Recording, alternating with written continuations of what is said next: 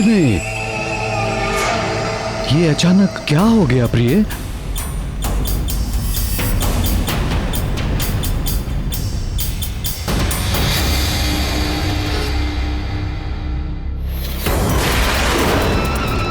स्थिति सामान्य नहीं है राजन।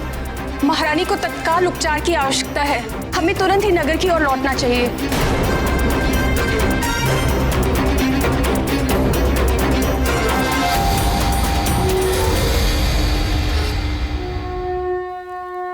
गर्भस्थ शिशु की हत्या करना महापाप है। ये दीर्घ काल तक नरक की यातना का भागी बनाता है। दुष्ट बाली हनुमान लला की हत्या को अपनी ओर से सुनिश्चित कर चुका था। महाराज, महारानी जी को विष दिया गया है।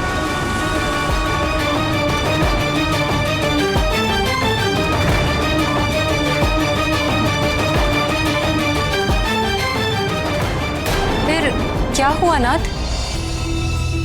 फिर जो हुआ उसकी अपेक्षा किसी ने ना की थी।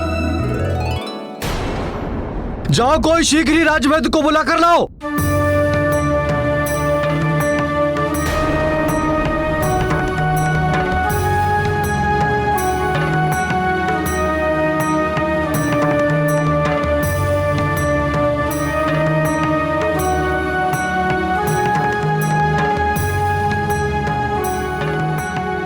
राजन, कोई भी उपचार काम नहीं कर रहा।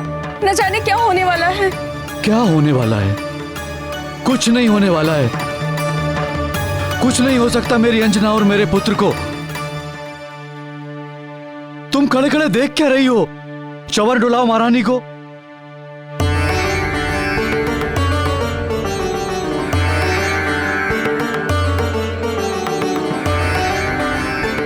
जरा देखिए शरीर पर कहीं दंश का कोई चिन्ह तो नहीं? जी महाराज।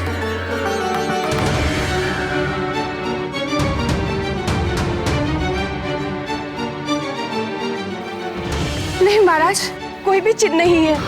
अर्थात ये किसी सर्ववृश्चिक या लूता का विष नहीं है।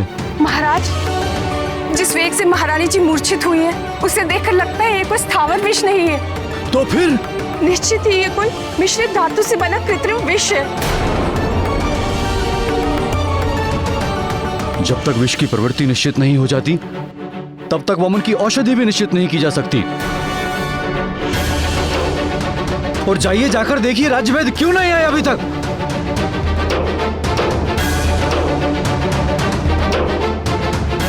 अब क्या करे राजन?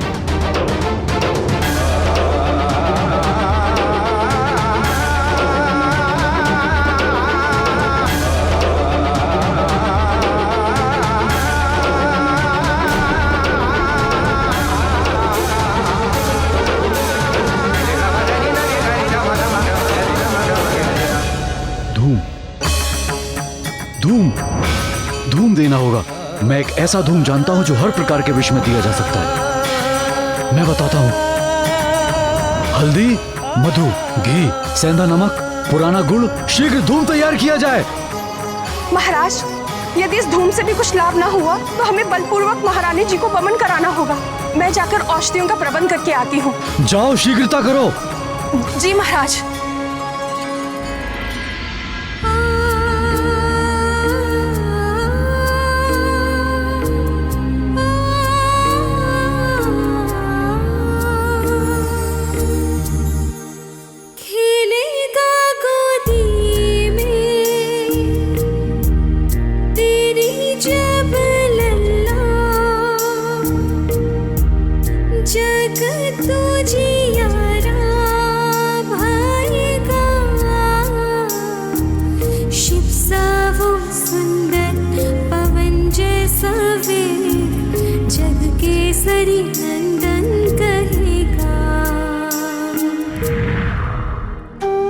तुम अपनी परीक्षा में सफल हुई पुत्री अंजना। तुम्हारा होने वाला पुत्र समस्त संसार में अपने बल और पराक्रम के कारण विख्यात होगा, परम भक्त होगा।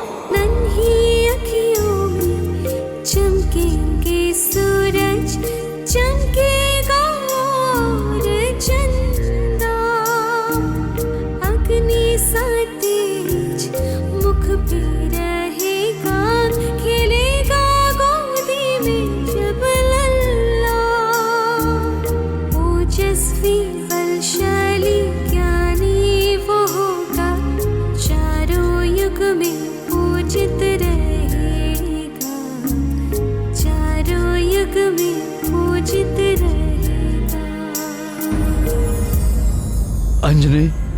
आंखें खोलो अंजने, तुम शीघ्र ही स्वस्थ हो जाओगी प्रिय।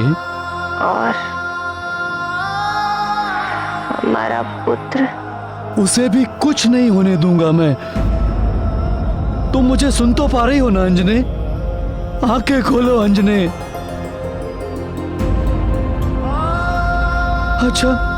अच्छा ये बताओ, हमारा होने वाला पुत्र कैसा होगा प्रिय?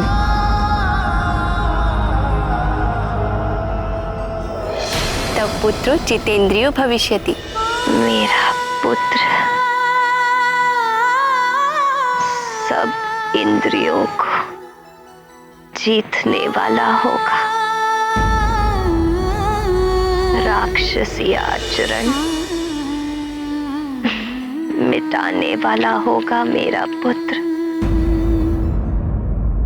वेदों का विद्वान होगा मेरा लाल। अंजने, अंजने!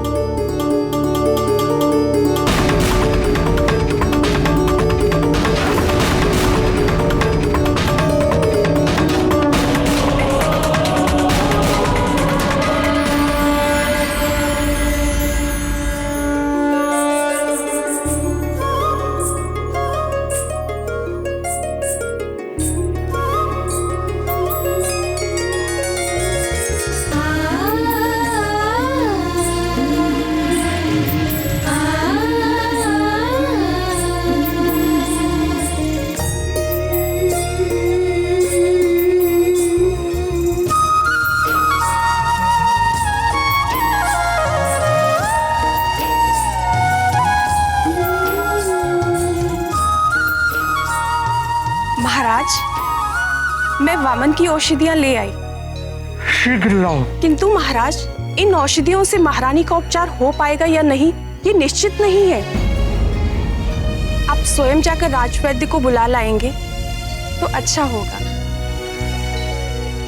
आप निश्चिंत रहिए महाराज, तब तक मैं महारानी जी का ध्यान रखती हूँ।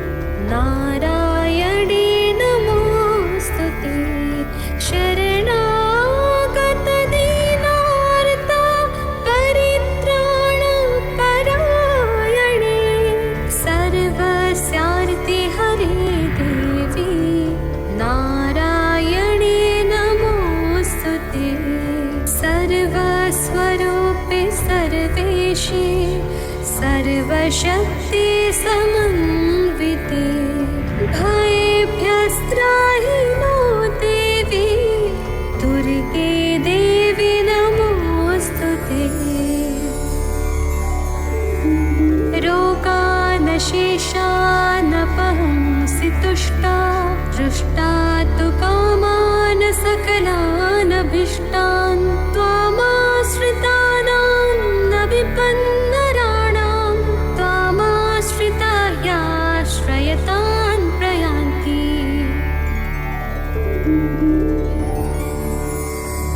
सर्वबाधा प्रशमनं त्रैलोक्यविनाशनं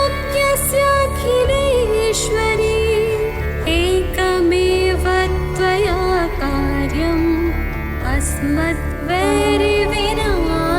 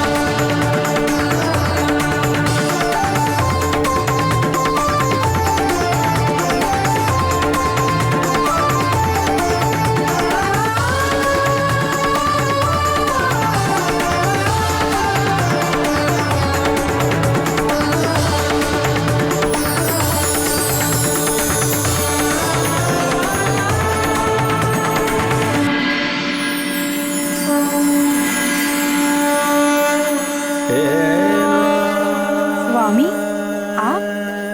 शक्ति और शक्तिमान अलग कैसे रह सकते हैं? आप यहां आई इसलिए मुझे आना ही पड़ा। जगत प्रसिद्ध है कि सारे जीव आपकी सेवा करते हैं और आप अपने समस्त ऐश्वर्य से केवल मेरी सेवा करती हैं। किंतु आज तो आपने एक परिचारिका की भांति सेवा करते हुए सारी रात बिता दी। ये क्या रहस्य है देवी? आपके लिए क्या रहस्य है जगदीश्वर? अंजना और उसके अजन्मे पुत्र की रक्षा करना तो मेरा परम धर्म है।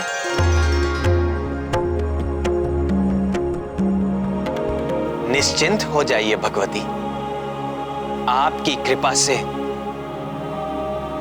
अंजना के शिशु पर आई विपत्ति उसके लिए वरदान बन जाएगी।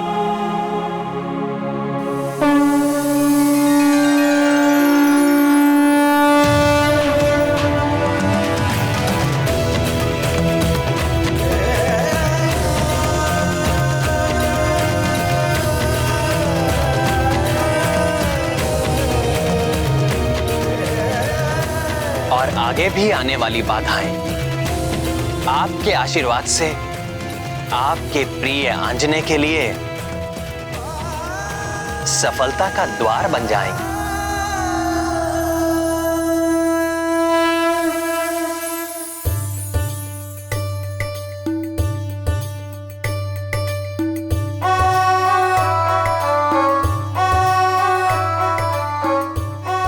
दीदी, आपने ऐसा क्यों कहा? अंजना और उसके पुत्र की रक्षा करना आपका परम धर्म है। जो मेरे स्वामी के संकट हरने के लिए जन्म ले रहा है, उसके संकट हरने का धर्म मेरा ही तो है।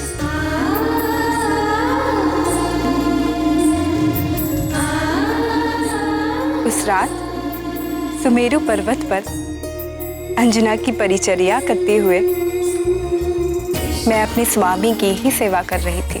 और पद्म हस्ता देवी लक्ष्मी की इस कृपा के उपरांत वो शुभ घड़ी निकट आ पहुंची, जिसके लिए समस्त देवता प्रतीक्षा कर रहे थे।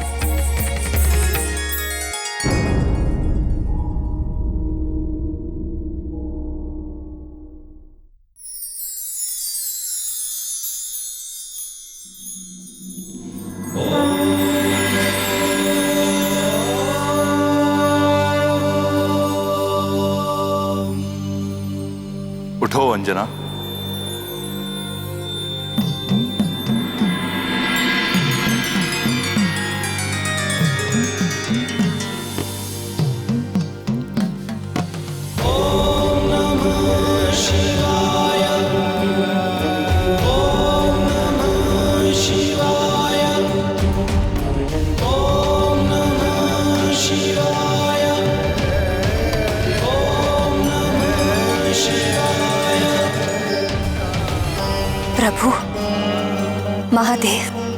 चकित ना हो अंजना, ये तुम्हारा ही पुत्र है।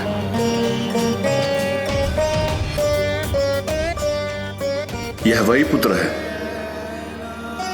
जिसके जन्म के हेतु तुम्हें देवलोक से पृथ्वी पर आना पड़ा। यह वही पुत्र है जिसके जन्म की प्रतीक्षा में तुमने दीर्घकाल तक निसंतान रहने का दुख सहन किया। यह वही पुत्र है जिसे पाने के लिए तुमने 12 वर्षों तक कठिन तपस्या की थी। यह वही पुत्र है अंजना जो कमल नयन भगवान विष्णु के नर अवतार में परम सहयोगी बनने के लिए जन्म ले रहा है। तुम्हारे इस पुत्र के कारण युगों युगों तक तीनों लोगों में वानराज केसरी और तुम्हारा यशगान होगा। इस पुत्र के माध्यम से मैं स्वयं अपना तेज तुम्हें सौंप रहा हूं। ये लो, संभालो अपना पुत्र।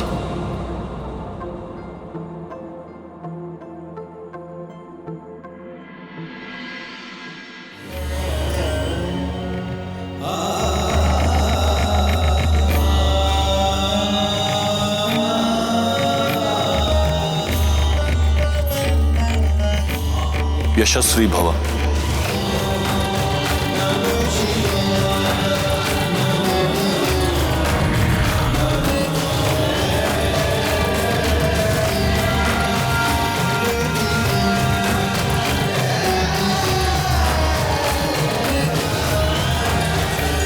महादेव, भोलेनाथ, क्या हुआ अंजने? तुम ठीक तो हो? महादेव आए थे, मेरी गोद में दिया उसे स्वयं अपने हाथों से। किसे? हमारे पुत्र को। इसका अर्थ जो स्वप्न हमने साथ मिलकर देखा था वो सत्य होने वाला है प्रिय। हमारे पुत्र के जन्म की शुभ घड़ी आ गई है।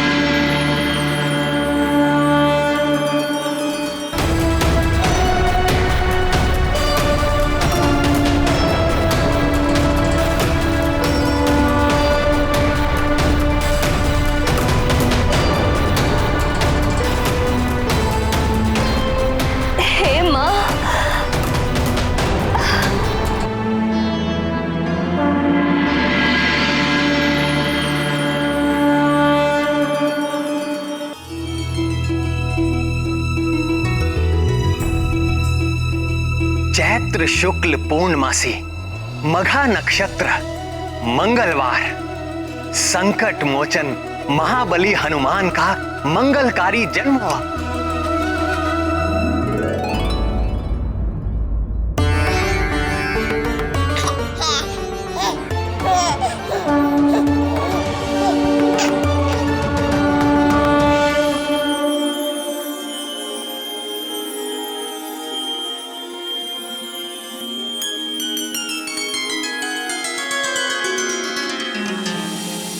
अंजने, अंजने, मैं यहाँ हूँ। तुम ठीक तो हो ना अंजने? ये कैसा अंजने? मुझे कुछ नहीं हुआ। किंतु ये कैसा अद्भुत प्रकाश है, मुझे कुछ दिखाई नहीं दे रहा है प्रिय। ये हमारे पुत्र का तेज है।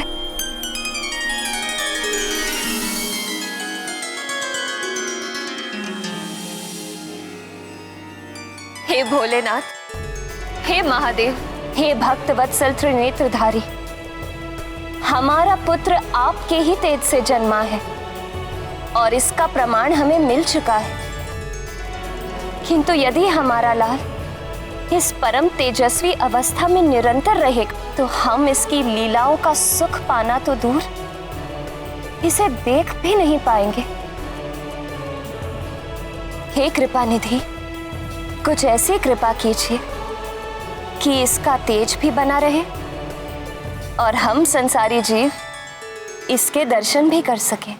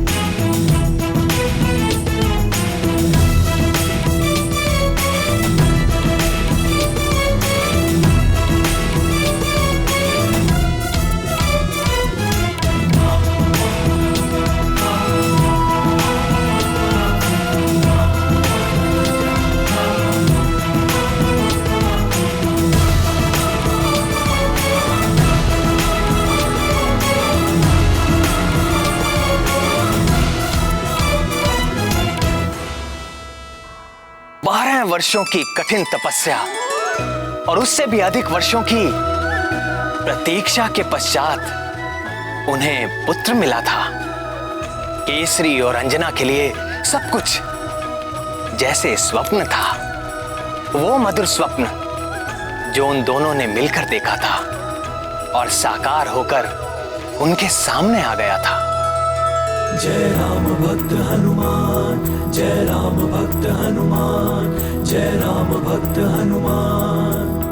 महादेव का तेज विशेष प्रगट भयाले वानर वेश, आया करने लंक दहन वो अगन रूप हो नहीं सहन, करेगा खेल में सूर्य ग्रहण, प्रगटा जग में कौपीन पहन, सुन केसरी के करुण पुकार, हनुमत खींचे सब तेज अपार, लोकों से अद्भुत तेज ढला, दर से सब ही हनुमान लला, हर्षे सब ही आनंद मेला, दर से सब ही हनुमान लला। अपार आनंद का सारा श्रेय तो दीदी आपको ही जाता है। बाली तो हनुमान लला की हत्या के षड्यंत्र में सफल ही हो गया था और उस घातक विष से अंजना का बचना भी असंभव था। यदि आपने वैकुंठ से आकर उन दोनों की रक्षा न की होती तो केसरी और अंजना यह पुत्र सुख कभी न ले पाते और समस्त संसार संकट मोचन महाबली हनुमान जैसे भक्त और योद्धा से वंचित हो जाता। देवों की, मनुष्यों की, संतों की और पृथ्वी की कितनी बड़ी हानि हो जाती। आपको शत शत धन्यवाद है भगवती।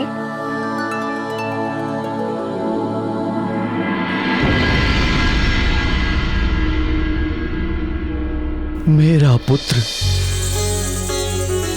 मेरा अपना पुत्र, हमारा पुत्र, हम दोनों का पुत्र। तुम इतने प्यारे क्यों हो? कितना सुंदर है ये, कितना प्यारा। मैंने इतना सुंदर शिशु आज तक नहीं देखा। सभी माता पिता को ऐसा ही लगता है। नहीं नहीं, सच अंजनी, देखो इसमें कुछ विशिष्ट बात है। कितना अद्भुत है ये, कितना सुंदर, कितना प्यारा। क्या तुमने कभी देखा है इतना सुंदर शिशु? नहीं देखा। तुम बहुत ही असाधारण हो, किंतु मैं ऐसे किसे किसे कहकर क्यों पुकार रहा हूं? हमें अपने पुत्र को कोई नाम देना चाहिए। किंतु परंपरा के अनुसार नाम तो नामकरण के समय ही रखा जाएगा।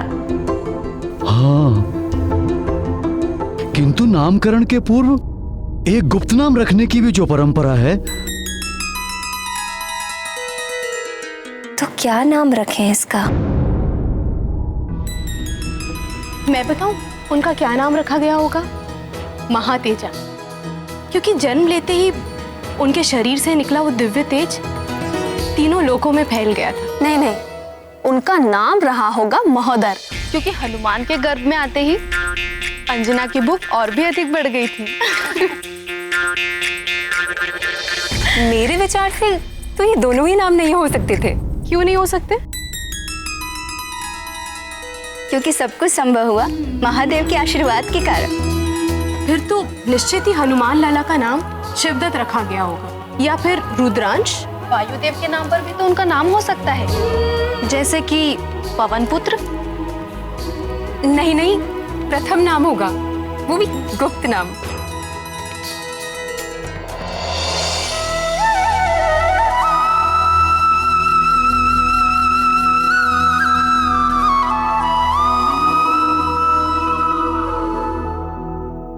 जैसे हनुमान लला के नाम पर आप सब में वाद विवाद हो रहा है, वैसे ही केसरी और अंजना भी अपने नवजात शिशु के गुप्त नाम को लेकर वाद विवाद में फंस गए। अपने लंबे वैवाहिक जीवन में प्रथम बार।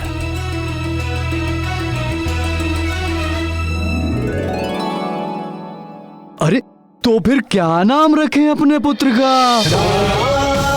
इसके नाम से आपके बल, गुण और पराक्रम का पता चलना चाहिए।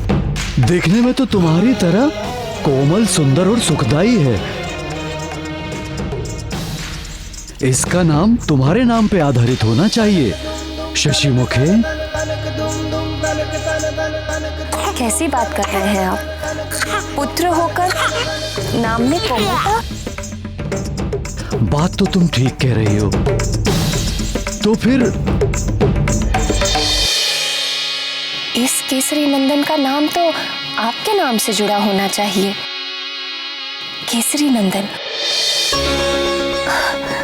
ये नाम सुनने में कितना अच्छा लगता है। नहीं नहीं, तुमने इस पुत्र की प्राप्ति के लिए 12 वर्ष कठिन तपस्या की है। तुम्हारे इस विकट तप से भगवान भोले शंकर प्रसन्न हुए और हमें यह पुत्र रत्न प्राप्त हुआ। इसका नाम तुम्हारे नाम पे ही आधारित होना चाहिए। जो पुत्र हमें अंजना की तपस्या के फल स्वरूप मिला है उसका नाम अंजने होना चाहिए। आंजने? नहीं नहीं नहीं, हाँ अंजने। आंजने में वो बात कहाँ? केसरी नंदन में आनंद आता है। अरे ये आनंद भी तो तुम्हारी तपस्या का परिणाम है। इसे हम अंजने ही पुकारेंगे। अंजने नहीं, केसरी नंदन। केसरी नंदन नहीं, अंजने पुकारेंगे हम इसे। आंजने नहीं, केसरी नंदन। केसरी नंदन नहीं, अंजने पुकारेंगे हम इसे। केसरी नंदन नहीं, अंजने होना चाहिए। आंजने नहीं, केसरी नंदन। अंजने। केसरी नंदन। केसरी नंदन। आंजने। केसरी नंदन। केसरी नंदन। इसे बार बार केसरी नंदन क्यों कह रहा हूँ? केसरी नंदन। श्रीमन नारायण नारायण हरे हरे। हे नाथ, नारद जी वहां भी पहुंच गए। और ये तो दुष्ट बाली को अजन्मे हनुमान लाला के प्राण लेने के लिए जाया था। केसरी और अंजना के पास जाने के पीछे देवर्षि का क्या उद्देश्य था प्राण वल्लभ? क्या कोई और षड्यंत्र होने वाला था? प्रणाम देवर्षि। आसन ग्रहण कीजिए मुनिवर। अरे आप कष्ट मत करिए माते, हम आपको कष्ट देने नहीं, हम तो आपके और आपके इस दिव्य पुत्र के दर्शन करने के लिए आए हैं। हमारे पास आओगे?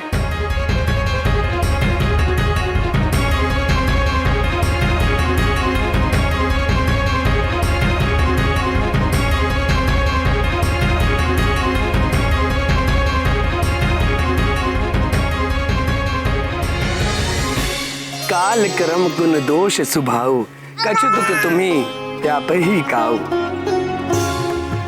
आपके इस चितेंद्रिय पुत्र पर कभी भी शीत, ताप या वृद्धावस्था का प्रभाव नहीं होगा।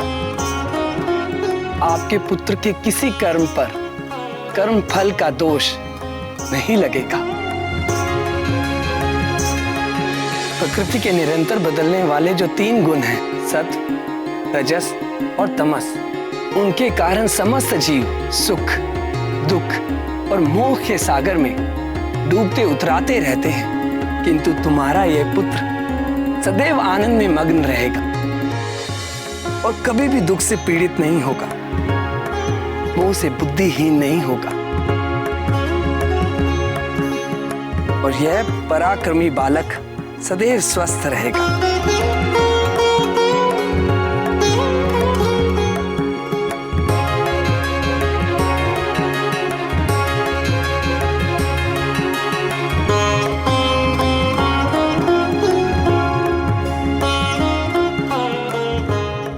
सर्व माया विभंजक, अर्थात सारी मायाओं को तोड़ने वाला।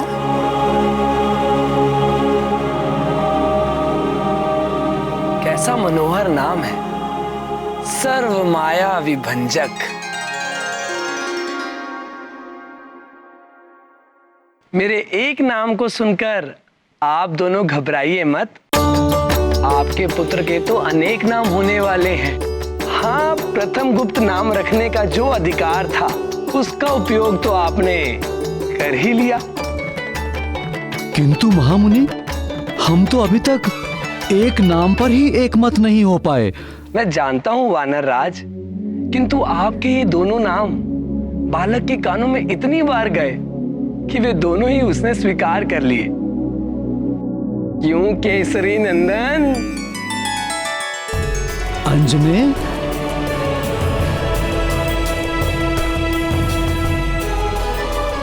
समस्या केवल एक है, आपके ये दोनों नाम गुप्त नहीं रहे। जहां नारद की उपस्थिति हो वहां कोई भी बात गुप्त कैसे रह सकती है। भजमन नारायण नारायण हरे हर। तुम्हारे इस विलक्षण बालक के ज्ञान, भक्ति व पराक्रम के दोनों नाम सारे जगत में और युगों युगों तक केसरी और अंजना के नामों का बार बार उच्चारण करेंगे। किंतु ये व्यवहार मुझे समझ में नहीं आया प्राण वल्लभ। देवऋषि तो हनुमान के विरुद्ध वाली के कान भरते हैं और दूसरी ओर भाव विभोर होकर हनुमान लला को अनेक आशीर्वाद दे डालते हैं। मैंने तो अपने पिता परम ऋषि जाम्बवान से सुना था, संगीत ज्योतिष के महाविद्वान, भक्ति शास्त्र के प्रथम आचार्य और वैकुंठवासी विष्णु अर्थात आपके परम भक्त हैं। और दूसरी ओर हर प्रकार की कलह प्रसंग में उनकी भूमिका सुनने में आती है। प्रभु, नारद जी के चरित्र की इस गुत्थी को केवल आप ही सुलझा सकते हैं। बताइए ना, इसके पीछे क्या रहस्य है?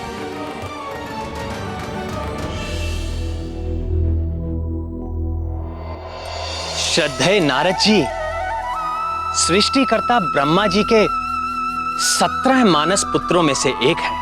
ये 17 पुत्र मानसिक संकल्प मात्र से ब्रह्मा जी ने अपने शरीर के विभिन्न अंगों से उत्पन्न किए।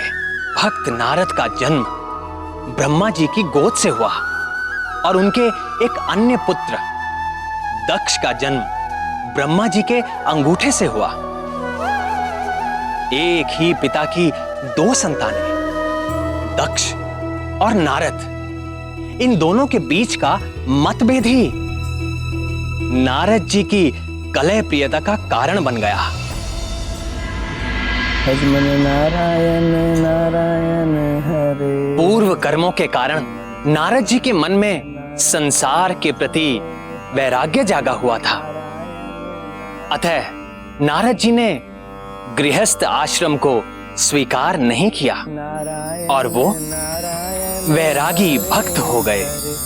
प्रजापति दक्ष अपने पिता ब्रह्मा जी की आज्ञा मानकर गृहस्थ हो गए और सृष्टि का विस्तार करने में उनकी सहायता करने लगे।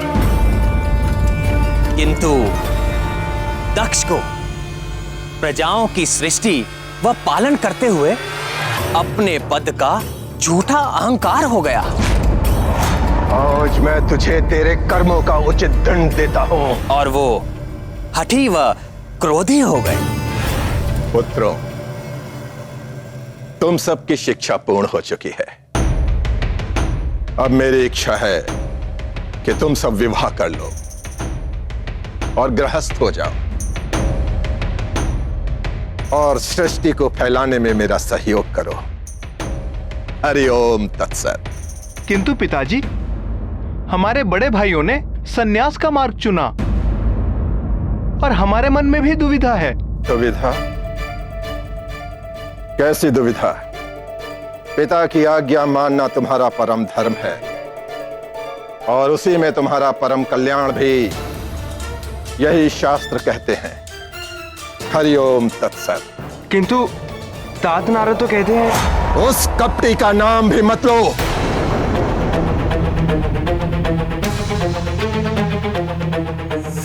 ये उसी नारद की नीचता थी जिसके कारण तुम्हारे बड़े भाई सन्यासी हो गए। उस दुष्ट नारद ने उनकी बुद्धि को भ्रष्ट कर दिया था। हे गोविंद, प्रजापति दक्ष के वे कौन से पुत्र थे जिनको नारद जी ने सन्यासी बना दिया? जब ब्रह्मा जी ने दक्ष को सृष्टि का विस्तार करने के लिए कहा तो दक्ष ने अपनी पत्नी वीरनी के गर्भ से हर्यश्व नामक 5 सहस्र पुत्रों को उत्पन्न किया। नारद जी ने उन्हें गृहस्थ आश्रम के विरुद्ध उपदेश देकर सन्यासी बना दिया। इस प्रसंग में भी नारद का कोई दोष नहीं था। उन दक्ष पुत्रों की बुद्धि गृहस्थ आश्रम में नहीं थी। अपने पूर्व कर्मों के कारण वो सन्यास के अधिकारी हो ही चुके थे। नारद ने केवल उन्हें प्रेरणा भर दी। तो प्रजापति दक्ष ने फिर क्या किया? देखो मेरे पुत्रों, मेरे पास क्या नहीं है। धन संपदा है, पशुधन है, राज्य है, हंसता खेलता परिवार है मेरा। संसार का हर सुख मुझे उपलब्ध है। क्यों? क्योंकि मैं गृहस्थ हूं और गृहस्थाश्रम ही आत्म कल्याण का शास्त्र सम्मत मार्ग है। और तुम लोग भी गृहस्थ हो गए। ये मेरी इच्छा ही नहीं, मेरा आदेश भी है। हरिओम तत्सत। स्मरण रहे, अपने उस ढोंगी नारद से दूर ही रहना, उसके निकट भी मत जाना। यदि वो निकट आए तो तुम लोग उससे दूर चले जाना। यदि वो फिर भी बोले तो अपने कान ढक लेना। समझ गए ना?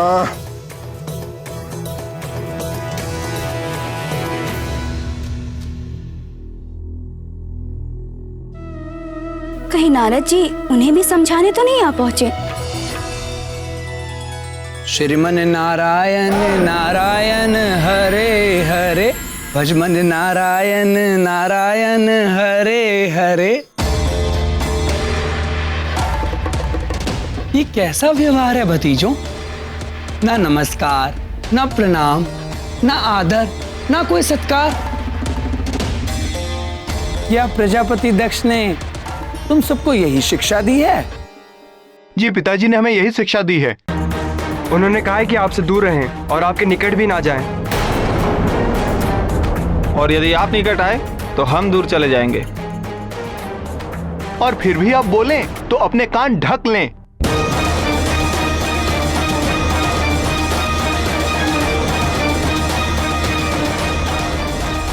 पिताश्री ने हमें बता दिया है, आत्म कल्याण का सच्चा मार्ग गृहस्थ धर्म ही है। हम गृहस्थ बनेंगे और सदैव सुखी रहेंगे। किंतु प्रजापति दक्ष भी तो गृहस्थ हैं। वे सदैव सुखी क्यों नहीं रह पाते? सोचो सोचो।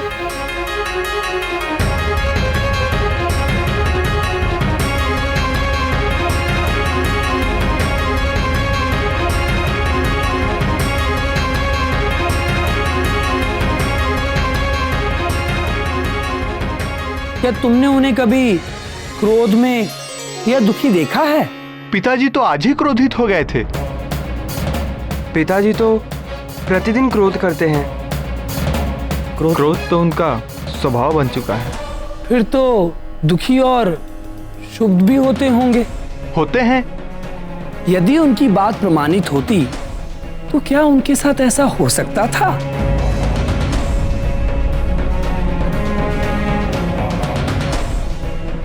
नहीं। अच्छा अब यह बताओ, क्या तुम में से किसी ने भी मुझे कभी भी क्रोध करते हुए या आंसू बहाते हुए देखा है? नहीं, आप तो सदैव प्रसन्न मुद्रा में ही रहते हैं। क्या मैं गृहस्थ हूं? नहीं। और सदैव सुखी रहते हैं। प्रजापति दक्ष गृहस्थ है और सदैव दुखी रहते हैं।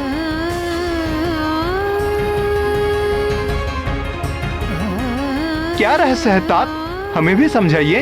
वैराग्य, इच्छाओं से मुक्ति। इच्छाओं से मुक्त होते ही व्यक्ति के सारे दुख समाप्त हो जाते हैं।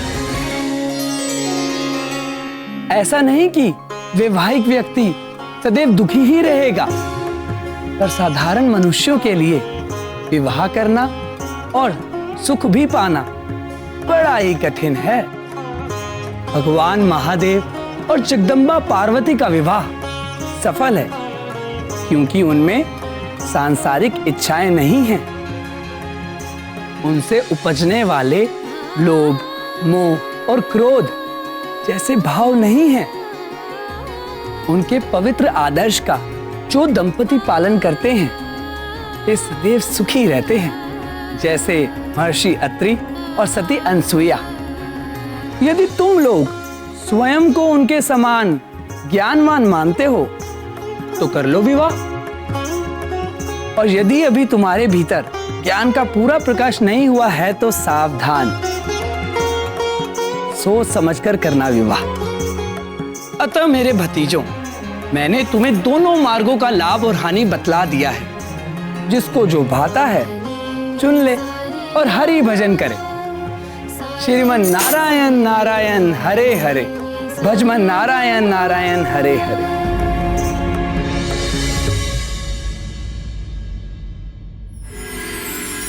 प्रिय नारद ने दक्ष के उन 1 सहस्त्र पुत्रों को भी सन्यासी बना दिया और पृथ्वी के कोने कोने में भेज दिया।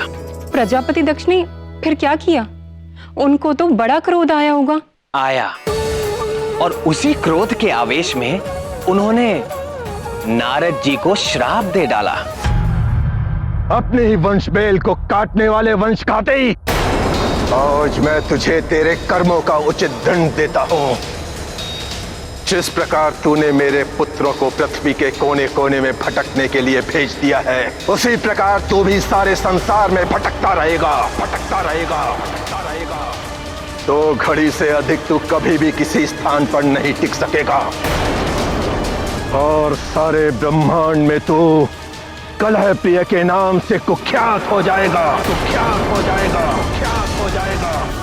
यदि श्रद्धेय नारद जी चाहते तो वो भी पलटकर दक्ष को श्राप दे सकते थे, किंतु अपने निर्मल संत स्वभाव के चलते उन्होंने दक्ष के श्राप को मेरी इच्छा मानकर चुपचाप स्वीकार कर लिया। और विडंबना यह है कि अपने इन्हीं श्रापों के कारण नारद जी सारे संसार में घूम घूम कर लोक कल्याण करते हैं और सर्वत्र सम्मानित होते हैं। किसी भी कर्म का चरित्र उसके परिणाम से उजागर होता है। नारद जी जो भी करते हैं उसका परिणाम सदैव लोक कल्याण ही होता है। नारद जी अपने समर्पण और भक्ति के कारण अनेक प्रकार की शक्तियों से संपन्न है। वे भूत व भविष्य की भी ज्ञाता है। नारद जी ये जानते थे कि हनुमान लल्ला पर कुछ प्रभाव न पड़ेगा और वाली के विष देने से हनुमान लल्ला का क्या गया, उल्टे हनुमान लल्ला को तो दिव्य कुंडल और प्राप्त हो गए। हे प्राणवल्लभ, हनुमान लल्ला इतने प्यारे क्यों हैं? मन करता है उन्हें गोद में उठाकर हृदय से लगाकर जी भरकर दुलार करूं। कुछ बालक होते ही ऐसे हैं जो हर देखने वाले का हृदय हर लेते हैं। बधाई हो महारानी जी, बधाई हो महाराज। देखो पुत्र, ये है दाई माँ।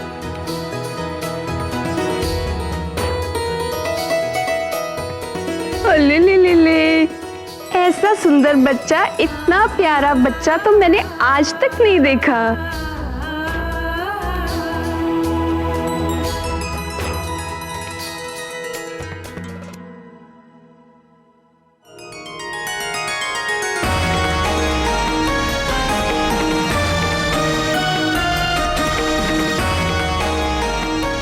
आज मैं बहुत प्रसन्न हूं।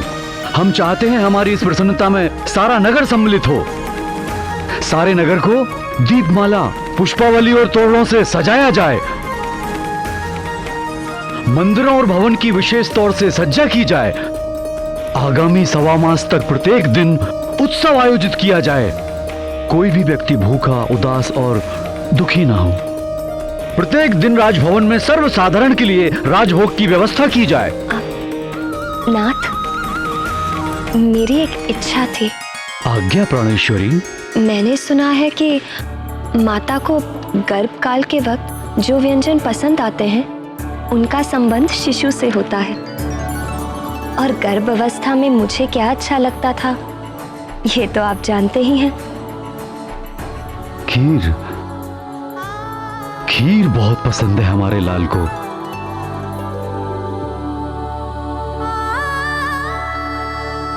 मैं चाहती हूँ कि अन्नप्राशन तक प्रतिदिन नगरवासी खीर खाकर तृप्त रहें।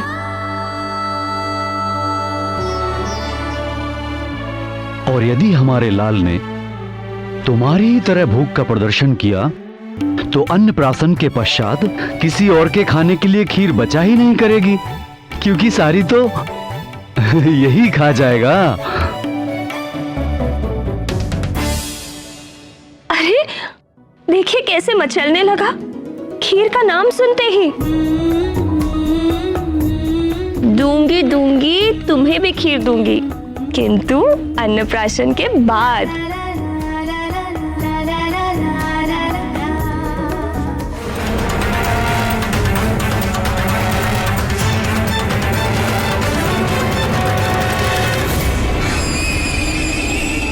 कितने वर्षों के पश्चात युवराज के जन्मोत्सव का ये शुभ अवसर आया है। प्रातःकाल के उस अलौकिक तेज को पंडितों ने बड़ा ही शुभ सगुन बताया है। वो दिव्य तेज हमारे युवराज की देह से ही निकला था।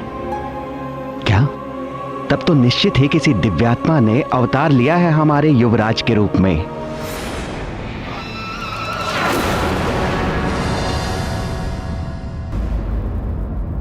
हे, रुको।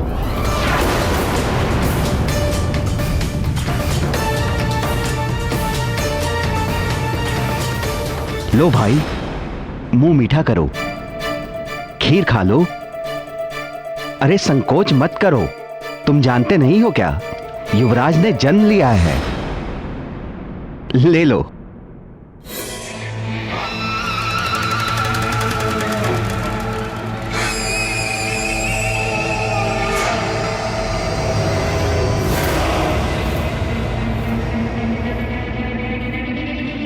आइए देवी।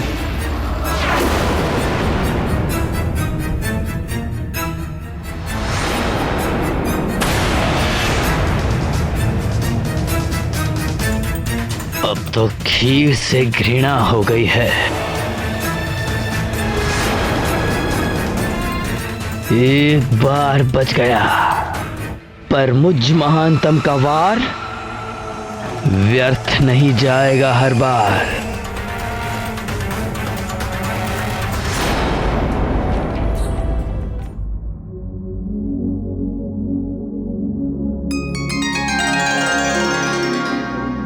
आप क्या सोच रहे हैं आर्यपुत्र? मुझे लगा, क्या लगा? प्रातःकाल से आंजने मुझे कुछ भारी लगा। ऐसी बात ना कीजिए, शिशु को माता पिता की दृष्टि ही लग जाती है।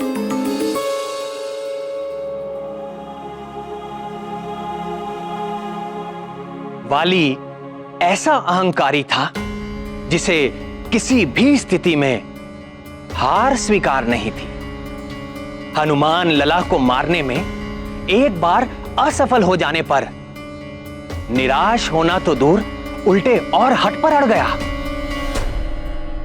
फिर वो एक और क्रूर योजना के साथ आंजनेय को मारने जा पहुंचा।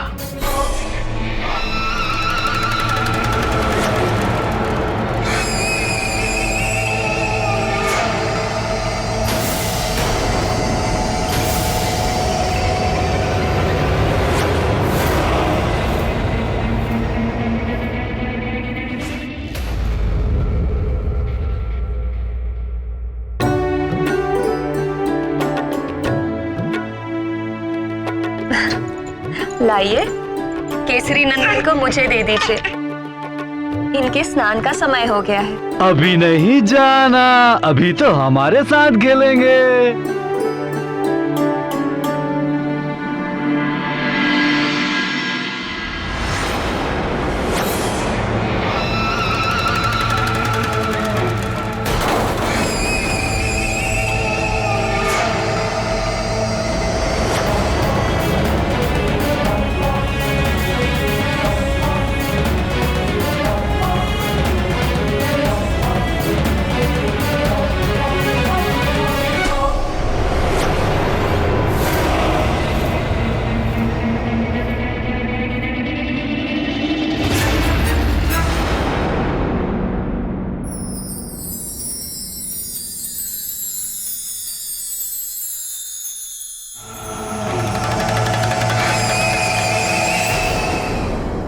आज तो मेरे केसरी नंदन के स्वास्थ्य को उसके पिताजी ही दृष्टि लगा रहे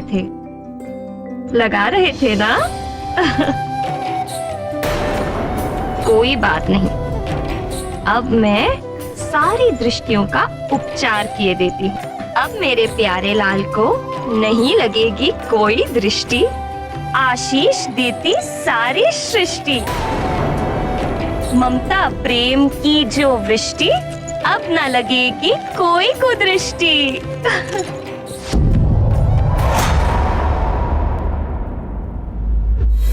मुझे देख रहा है, मुझ महानतम को ही देख रहा है तो सुन ले मरकट, मैं महानतम तेरा काल हूं।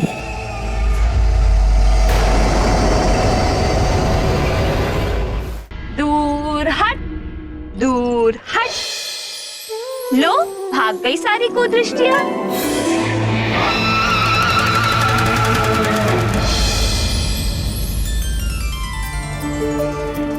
महारानी जी, युवराज को द्रोणी में नहलाइए ना, सुविधा होगी।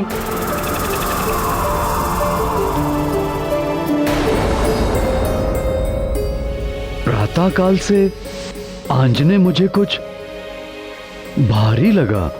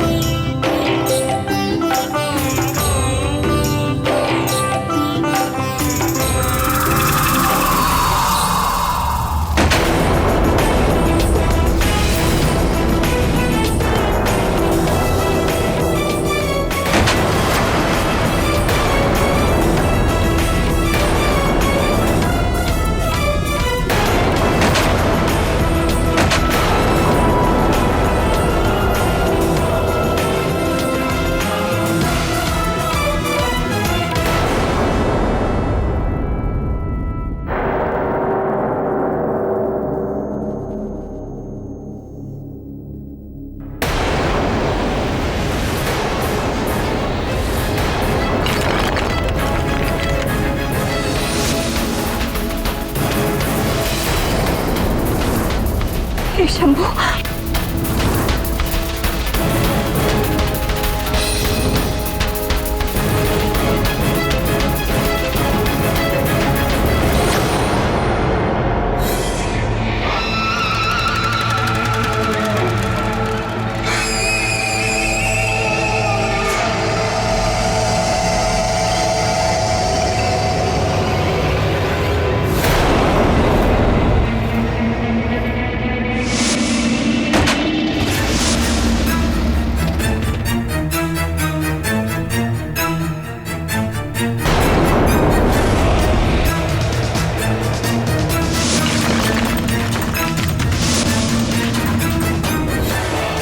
ये तो वज्रकाय है। वाली हनुमान लला के प्राण लेने के विचार से आया था। उनके प्राण लेना तो दूर, उल्टे उन्हें दो नए नाम दे बैठा, वज्रकाय और मरकट। मरकट शब्द का अर्थ है तो वानर ही, किंतु ये वानर जाति के लिए एक अपशब्द है। किंतु भक्त शिरोमणि हनुमान के स्वीकार कर लेने से ये नाम भी पवित्र हो गया।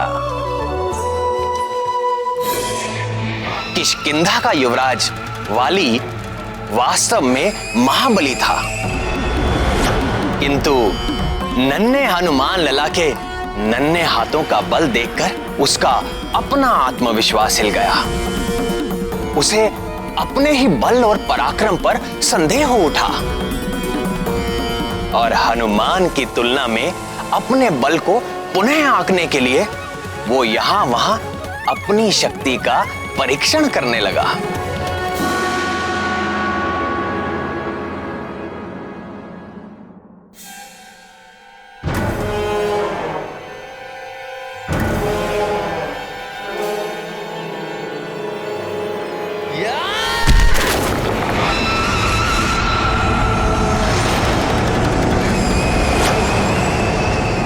मैं महानतम हूं तो मुझ महानतम को अपने बल पर संदेह क्यों हो रहा है?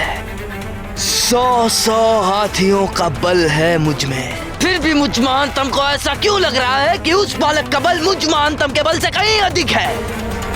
क्यों उस बालक का बल मुझे भीतर से भयभीत कर रहा है? क्यों? हर अहंकारी जब भी किसी संत महात्मा के सामने जाता है तो उसके अहंकार का भवन डोलने लगता है।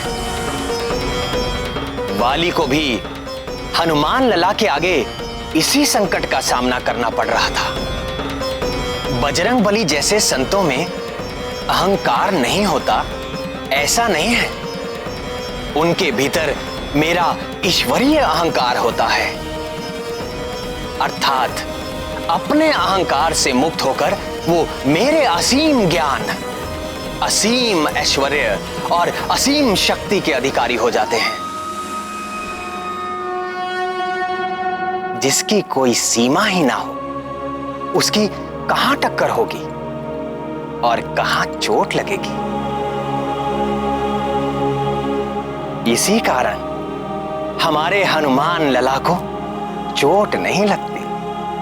किंतु प्राणवल्लभ, हनुमान लला की ऐसी अद्भुत शक्ति देख अंजना और केसरी की क्या दशा हुई? चिंतित हुए, भयभीत हुए, सन्न हो गए। फिर स्मरण आया उनका पुत्र कोई साधारण वानर पुत्र नहीं है, वो तो स्वयं ब्रह्मांड नायक भगवान भोलेनाथ का अंश है। ये स्मृति आते ही ऐसा महान शक्तिशाली पुत्र पाकर वो बार बार अपने को धन्य मानकर सुखी होने लगे। फिर भी माँ तो माँ ही होती है, अपने पुत्र की रक्षा करने के लिए सदैव आतुर। इसीलिए अंजना ने हनुमान लला के बल की किसी से चर्चा नहीं की, पर सूर्य का तेज भी किसी के छिपाए छिपता है।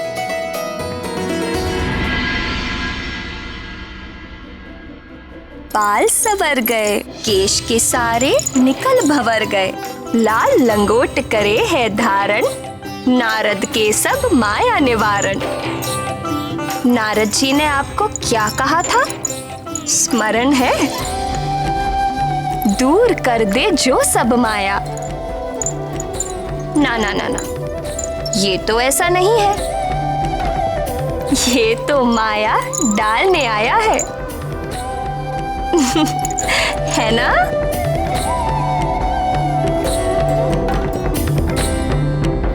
देखो प्राण प्रिय, मैं क्या लाया हूं अंजने के लिए।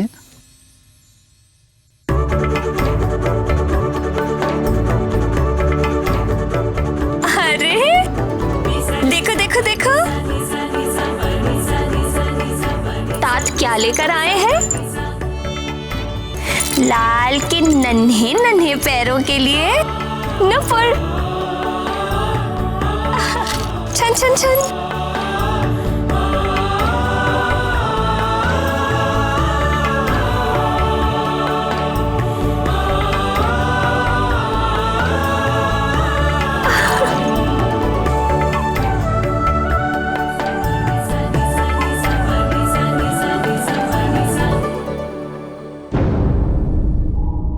क्या कर रही हो प्रिय?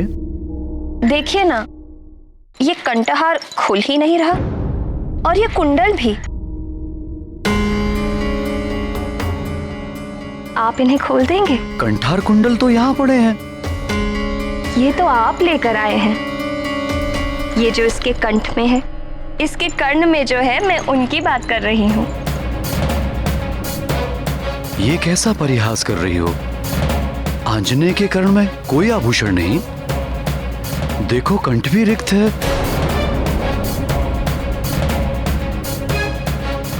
आप मेरे साथ ठिठोली कर रहे हैं? केसरी नंदन ने इस दिव्य कंठहार और इस दिव्य कुंडल के साथ जन्म लिया है। इनका तिरस्कार तो ना करिए। साथ जन्म लिया है? दिव्य कंठ, दिव्य कुंडल, तुम ठीक तो हो ना? कैसी बातें कर रही हो? आपकी कृपा से अंजना के शिशु पर आई विपत्ति उसके लिए वरदान बन जाएगी।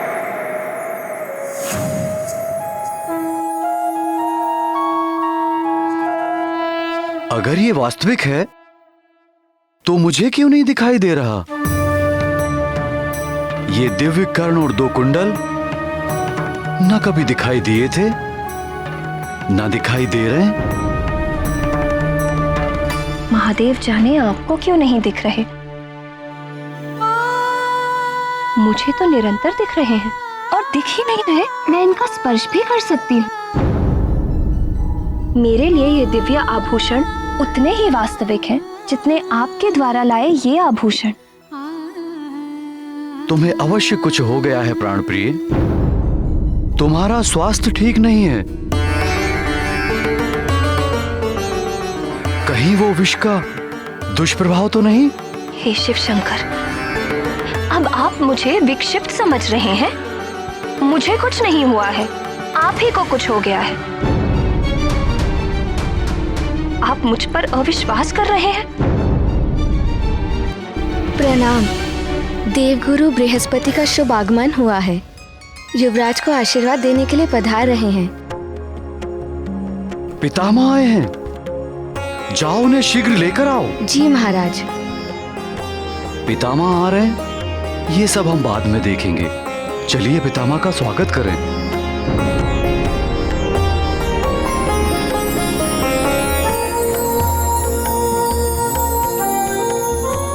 कल्याण हो वत्स।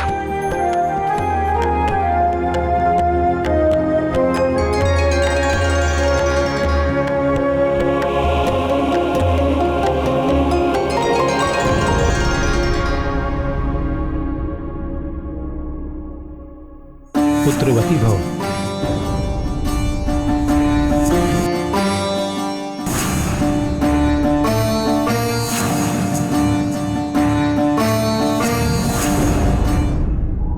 देवगुरु बृहस्पति को देखते ही अंजना की देह में एक झुरझुरी सी दौड़ गई। पूर्व जन्म और वर्तमान जन्म के घटनाक्रम आपस में घुलने लगे।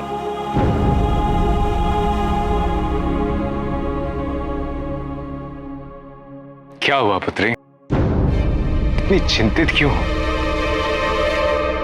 देवगुरु तो सर्वज्ञ है, वे सब जानते हैं। अंजना की मनोदशा क्या उनसे छिपी होगी? अंजना को सब कुछ बताकर शांत क्यों नहीं कर दिया? सुलोचने, जीव अपने पूर्व जन्मों के कर्मों को भूलता ही इसीलिए है ताकि वो उनके पीड़ादायक पाश से मुक्त होकर शांति और आनंद में रह सके।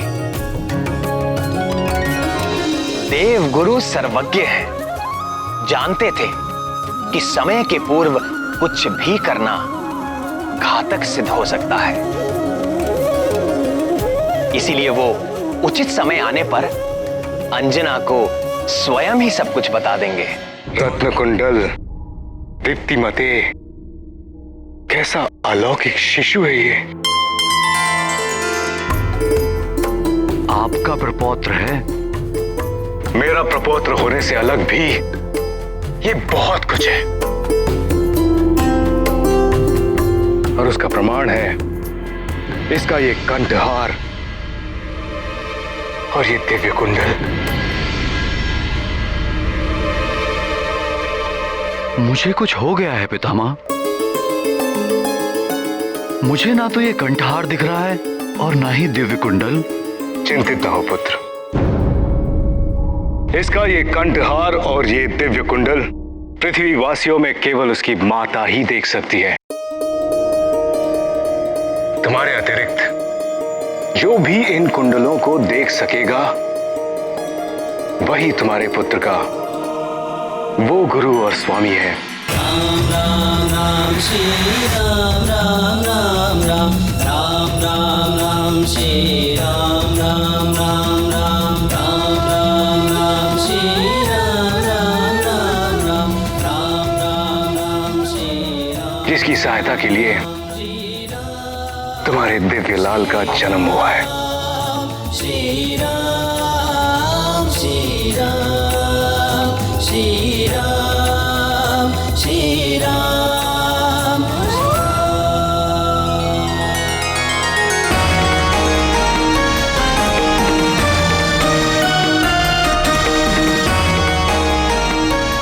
तुम्हारा वानर कुल में जन्म लेना सार्थक हुआ पुत्री।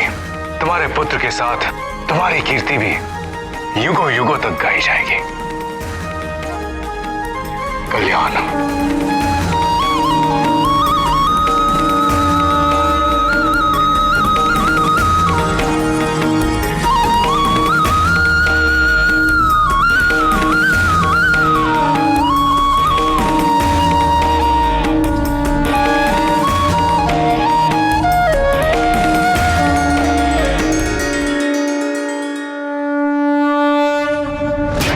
ये कैसे हो सकता है? ये सत्य नहीं है। एक नवजात शिशु के गिरने से चट्टान नहीं टूट सकती। चट्टान पे गिरने से हड्डी पसली टूट जाती है, किंतु चट्टान नहीं टूटती।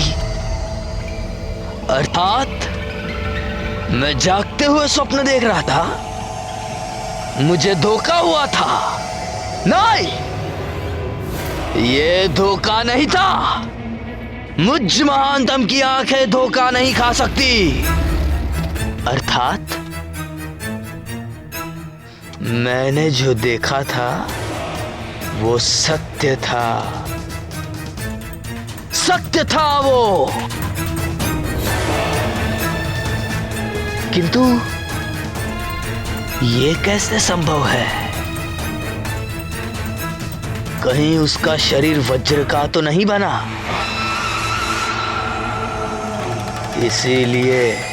इसीलिए मेरे दिए हुए विष का विष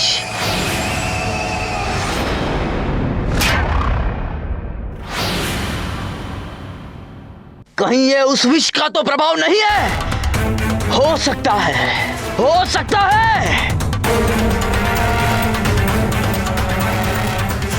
वैद्यराज!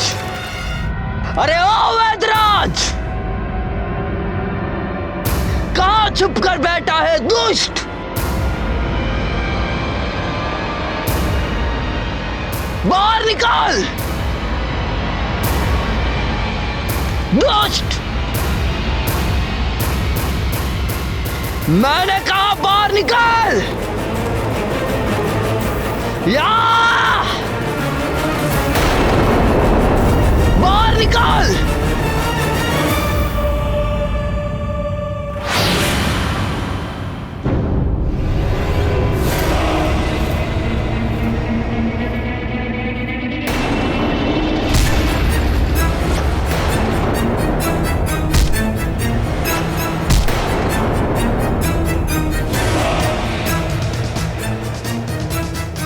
या! तूने मुझ महानतम के साथ छल किया। क्या मांगा था मैंने तुझे? एक ऐसा विष जिसे खाकर तत्काल मृत्यु हो जाती है। मरण आया और तूने मुझे क्या दिया? कौन सा चमत्कारी चूर्ण था वो? बता, नहीं तो आज मुझ महानतम के हाथों तेरी मृत्यु निश्चित है। बोल!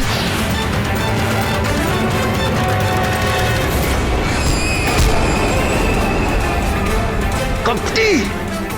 तेरा विष खाकर तो मेरा शत्रु यमलोक नहीं पहुंचा, किंतु आज मैं तुझे बिना विष खिलाए ही तुझे पीट पीट कर यम के निकट पहुंचा दूंगा।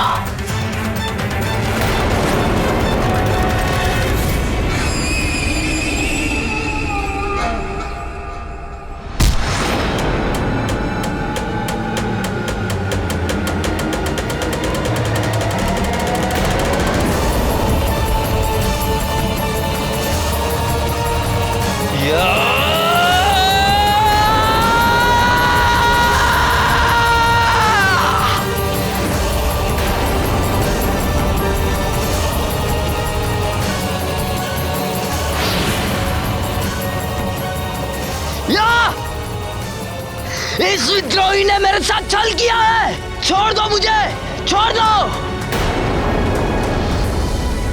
कुछ बोलने का अवसर ही नहीं दे रहे हैं, पीटते जा रहे हैं केवल।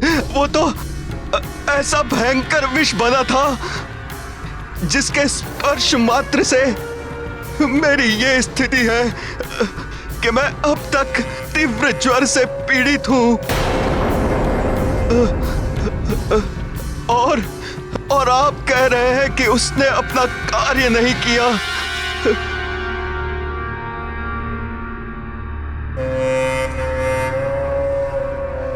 ये किस विष की बात कर रहे हैं बाली भैया? किसको विष दिया? कौन जीवित रह गया? कौन है वो शत्रु? है एक मरकट शिशु है, किंतु अद्भुत है उसका बल।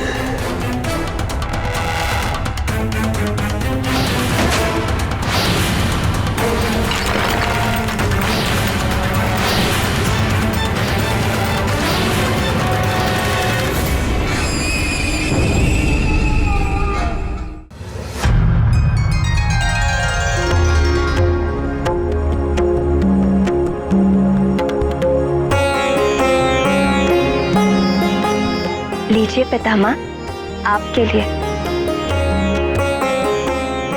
सौभाग्यवती भव।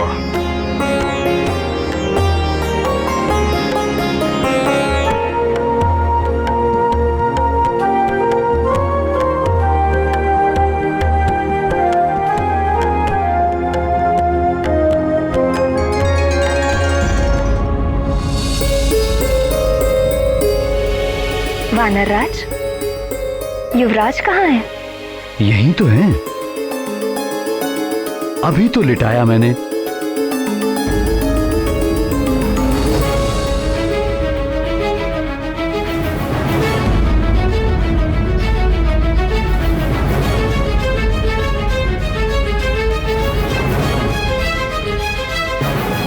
अभी तो यही थे, क्षण भर का समय भी नहीं हुआ, कहां चले गए? किसी ने मेरे लाल को देखा क्या? कहां जा सकता है? किसी ने तो लिया होगा, अदृश्य तो नहीं हो सकता। देखिए कहीं पलंग से नीचे तो नहीं गिर गया।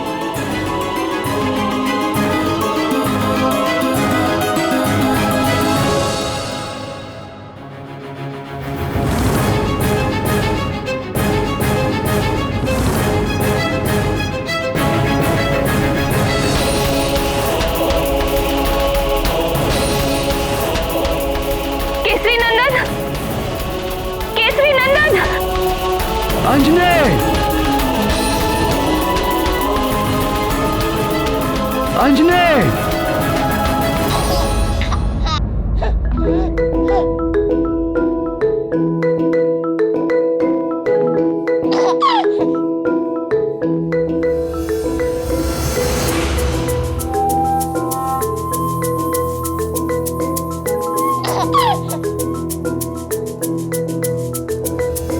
ये कैसा चमत्कार है प्राण वल्लभ?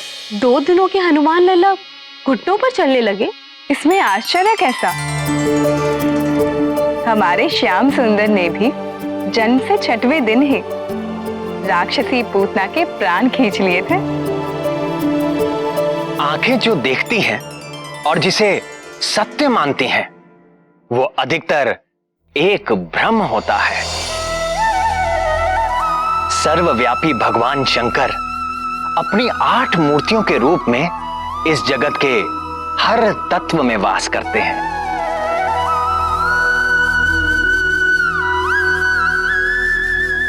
आकाश, अग्नि, जल, वायु और पृथ्वी रूपी 5 महाभूतों में वास करते हुए उनका नियंत्रण करते हैं। और इसके अतिरिक्त महादेव रूप से चंद्रमा में, ईशान रूप से सूर्य में और पशुपति रूप से समस्त पशुओं अर्थात जीव जंतुओं के भीतर रहते हैं।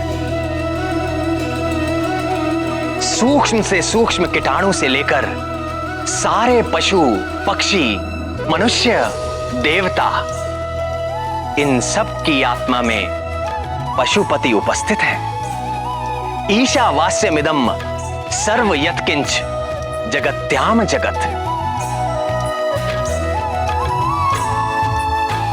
इस जगत में जो कुछ भी है, सब में महेश्वर का वास है। इन 8 रूपों में से जो सर्वव्यापी वायु है, इस ब्रह्मांड में सभी जीवों की सारी शक्ति का कारण प्राण रूपी वायु ही है। और जब ये शक्ति एक रूप ले लेती है तो वो और कोई नहीं, स्वयं हनुमान ही है। यदि वो प्राण वायु रूपी हनुमान अपने शैशव में ही वज्रकाय हो, महाबली हो, संकट मोचन हो, तो आश्चर्य कैसा। उन्हें देखने वाले निरंतर अद्भुत रस में डूबे रहे तो आश्चर्य कैसा। वो हैं ही अद्भुत। अद्भुत शिशु, हमारा शत्रु एक शिशु।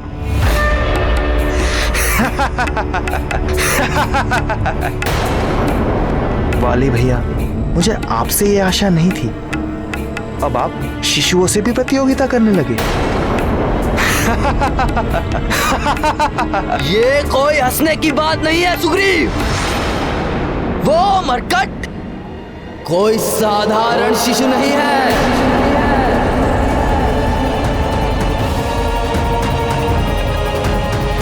वो शिशु है, किंतु वो मायावी शक्ति संपन्न है। मायावी है तो भी न जाने कितने यक्ष राक्षस आदि घूमते रहते हैं, सब तो हमारे शत्रु नहीं हो जाते। और फिर एक शिशु।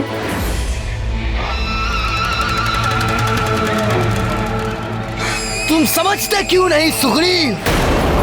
तुम मुझ महानतम के निर्णय पर संदेह कर रहे हो। तुम्हें क्या लगता है मैं महानतम अकारण किसी अजन्मे शिशु के प्राण लेने का प्रयत्न करूंगा? नहीं वाली भैया, मेरे कहने का ये अर्थ नहीं है।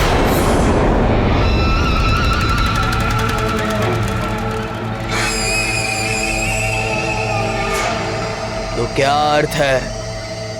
क्या किसी विष भरे सपोले को इसीलिए पालते रहना चाहिए कि वो अभी शिशु है, नवजात है? अरे मूर्ख, बुद्धिमान तो वही है जो विष वृक्ष को बढ़ने से पूर्व ही उसे जड़ से उखाड़ के फेंक दे। वह मरकट हमारे किष्किंधा राज्य और परिवार को ग्रसने वाला राहु है।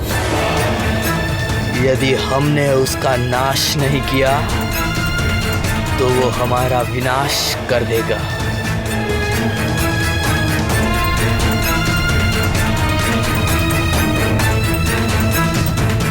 किंतु आप ये सब कैसे जानते हैं?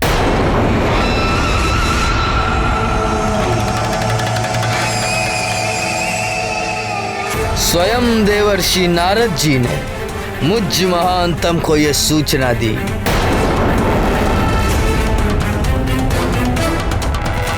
यदि ऐसा है तो भैया मैं भी आपके साथ हूं।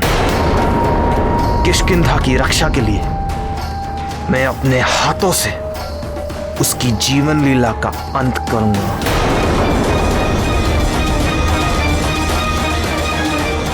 आप जब कहें तब मैं चलने के लिए प्रस्तुत हूं।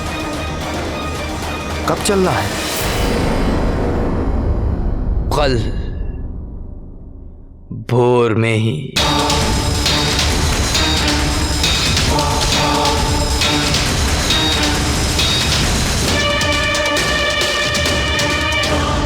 गजाननं भूतगणादिसेवितं गजाननं भूतगणादिसेवितं कपित्थजम्बुफलचारुभक्षणम् उमासुतं शोकविनाशकारकं नमामि विघ्नेश्वर पादपङ्कजम्।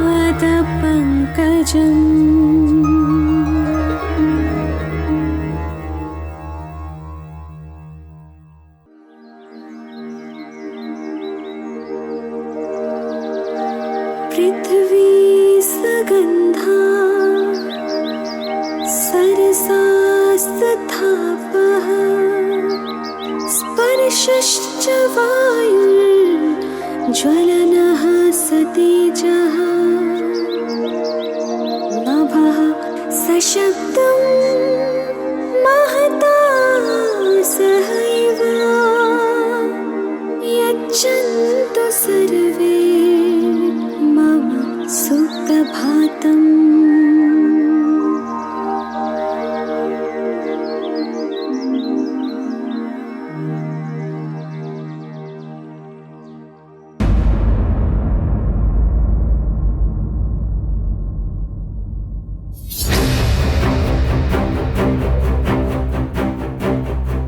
सोच कह रहे हो भैया, इधर चलते हैं। अरे बुद्धिहीन, यदि किसी सैनिक ने हमें देख लिया तो पकड़े गए तो बंधक बना के रख लिए जाएंगे, और पहचाने गए तो भैया मैं सोच रहा सोचने का काम तुम मत करो सुग्रीव, वो तुम मुझ महानतम के लिए छोड़ दो। तुम केवल मेरी आज्ञा का पालन करो, समझे? जी भैया। भैया मेरे मन में एक विचार।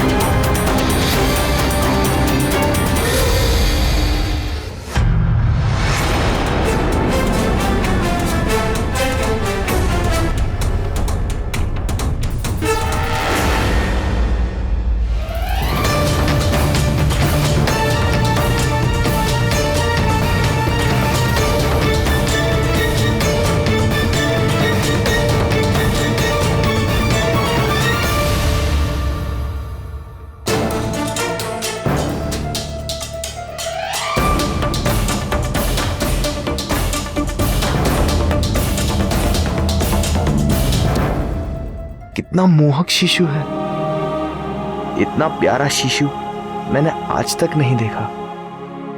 प्यारा शिशु? अरे मूर्ख, ये वही मरकट है, हमारा शत्रु, किष्किंधा का शत्रु।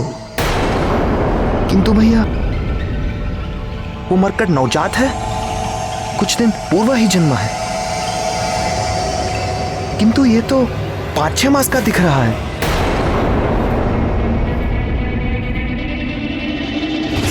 ये तो सचमुच 6 मास जितना बड़ा है, किंतु ये कैसे संभव है? इसके जन्मे तो 5 दिन भी पूरे नहीं हुए।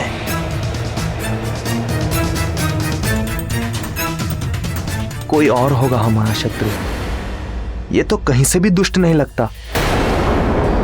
ये तो कितना शांत है, इसे तो देखने से ही मन में आनंद सा उठता है।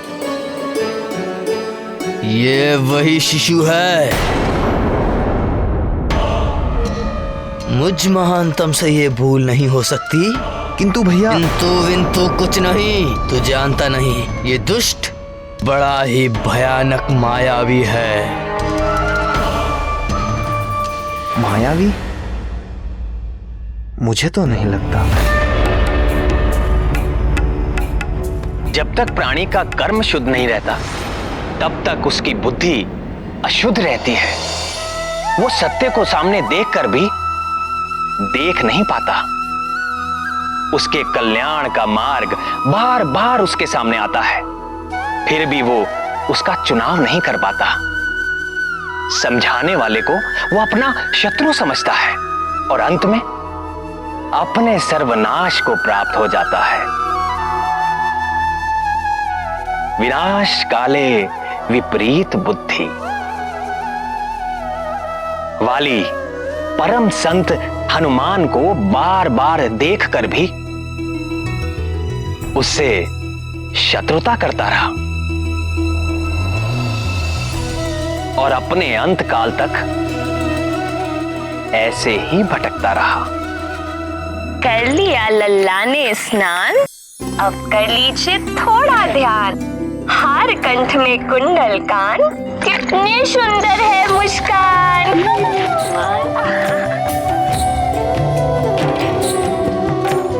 महारानी जी, आप कुछ खा लीजिए। जब तक युवराज का अन्नप्राशन नहीं हो जाता तो उनके लिए भी आपको ही खाना होगा ना।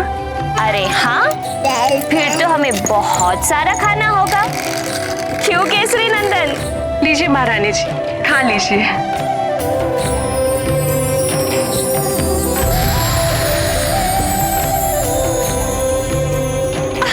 नहीं नहीं नहीं, अभी नहीं। ढाई माँ आप भी खाइए ना। अभी नहीं, अन्नप्राशन के बाद।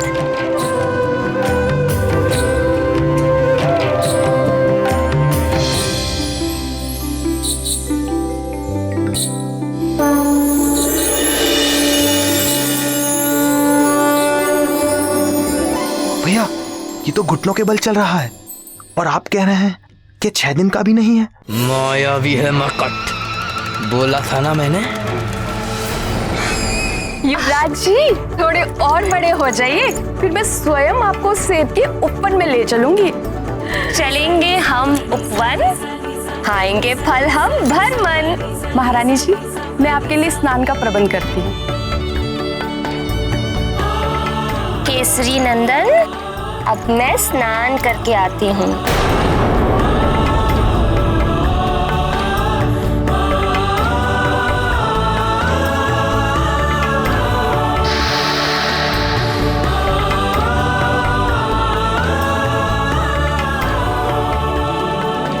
अब माँ जा रही है करने स्नान और आप कीजिए कुछ क्षण आराम। चलो चलो लेट जाओ।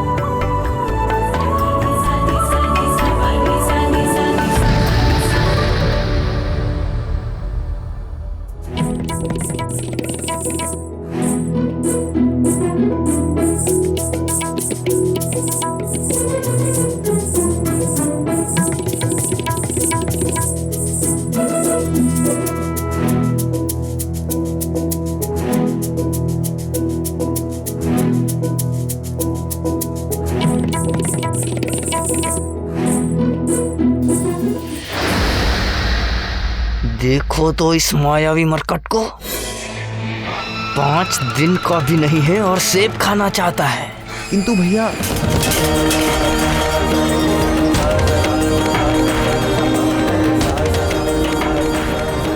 ये तो सच में चमत्कारी शिशु है। चमत्कारी नहीं, मंदबुद्धि, मायावी। स्वयं देवर्षि नारद जी ने मुझे कहा कि ये मरकट तेरे पतन का कारण बनेगा। मेरे होते हुए आपका पतन? कभी नहीं।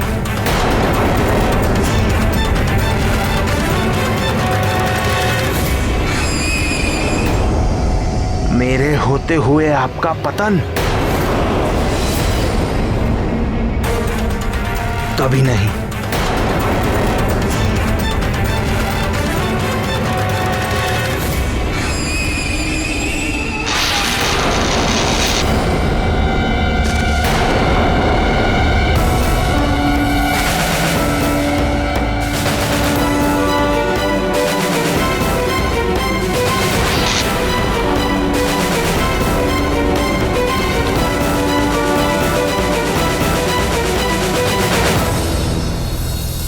वाली जितना दुष्ट और धूर्त है, सुग्रीव उतना ही निश्चल और सरल। कितनी सरलता से वो घमंडी वाली के झूठ में आ गया। निर्मल मन जन सो मोहि पावा, मोहि कपट छल छिद्र न भावा। सरल व्यक्ति जैसा स्वयं है वैसा ही संसार को देखता है। जैसे सुग्रीव का हृदय सरल है, इसी कारण वो मेरा मित्र है। जिसके हृदय में छल और कपट हो वो मुझे पा ही नहीं सकता। कपट करने वाला सोचता है कि वो सबको मूर्ख बनाकर अपना स्वार्थ सिद्ध कर रहा है। किंतु अंत में वो अपनी ही हानि कर बैठता है। जैसे देखो, आज वानर राज सुग्रीव की देवता तक प्रशंसा करते हैं, जबकि वाली अपने कर्मों के कारण हर लोक में निंदा का पात्र है।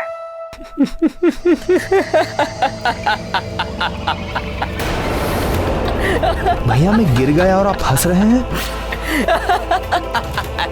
क्योंकि मैं भी तुमसे पूर्व इसी तरह गिर चुका हूं, ठीक वहीं से।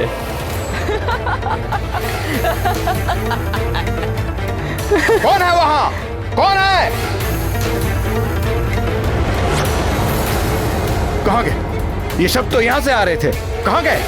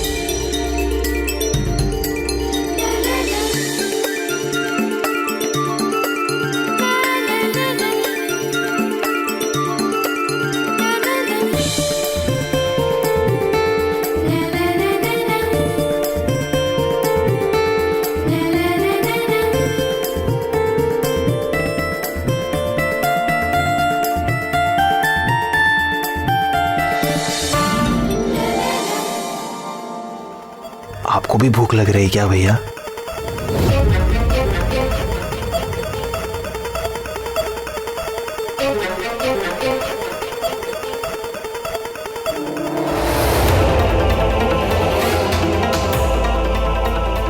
आपने मेरे प्रश्न का उत्तर नहीं दिया भैया। कहाँ ढूंढूं?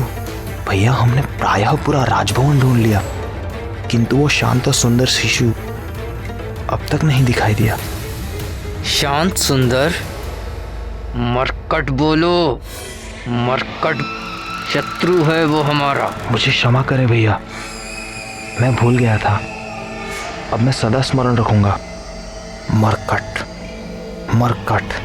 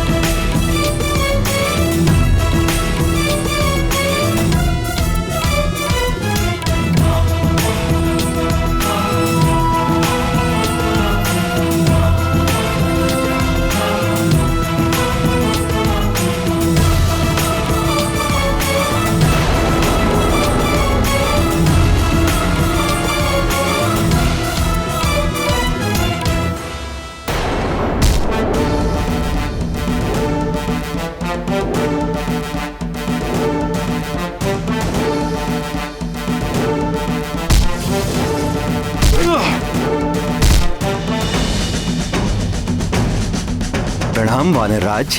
आइए अमात्य, कल युवराज के षष्ठी संस्करण की सारी व्यवस्था हो गई। जी वानरराज, आपसे कुछ परामर्श करना था। किस विषय में? 10वें दिन के नामकरण और संस्कार के लिए अतिथि की सूची के विषय में। सर्वप्रथम युवराज के नाना वानर राज कुंजर। वानर राज, मैंने तो उनका नाम सर्वप्रथम लिख लिया था। अयोध्या नरेश महाराज दशरथ से आरंभ करके अंग, उत्कल, कंबोज, कैकई, काशी, मिथिला, सोबीर, चेदियर,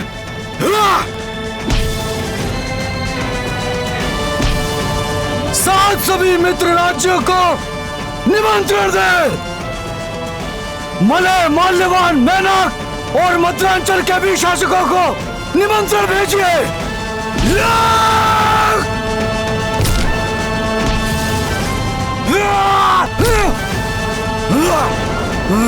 परम पूज्य ऋषि बनक, ऋषि मगध और ऋषि अगस्त को तो आना ही होगा। साथ ही दंडकानन, मतंगारण्य तथा नैमिषारण्य में तपस्या कर रहे सभी ऋषियों को संदेश दीजिए कि युवराज को आशीर्वाद देने अवश्य पधारें। और हमारे सीमावर्ती किष्किंधा के राजा ऋक्षराज और उनके पुत्र वाली और सुग्रीव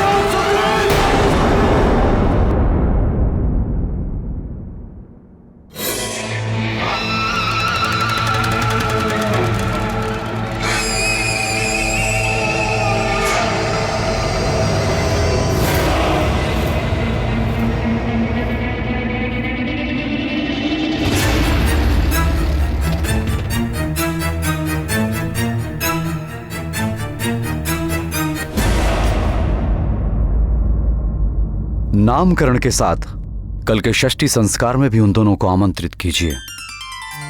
प्रणाम महाराज। महाराज, ऋषि शवानी के शिष्य आपसे मिलने की अनुमति चाहते हैं। आने दो। जी महाराज।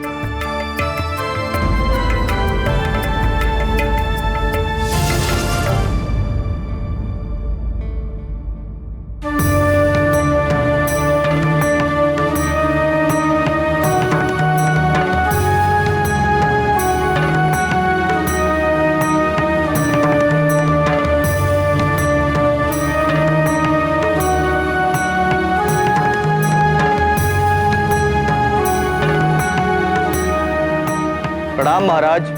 प्रणाम तपस्वी। हम दंडकारण्य से आपको कुछ सौंपने आए।